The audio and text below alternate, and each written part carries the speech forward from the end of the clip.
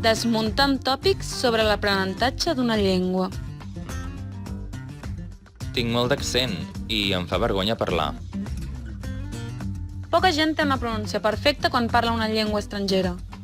I no ens hem d'avergonyir mai del nostre accent, perquè la vergonya és el principal obstacle per parlar bé. Però és recomanable treballar-lo. I com? Una bona manera és, senzillament, imitar.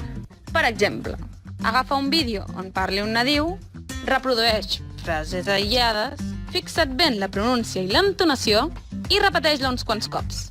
El secret és fer-ho sovint, només 2 o 3 minuts, però cada dia.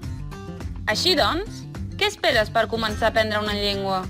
A la descripció que hi ha sota d'aquest vídeo hi trobaràs recursos per fer-ho de manera gratuïta.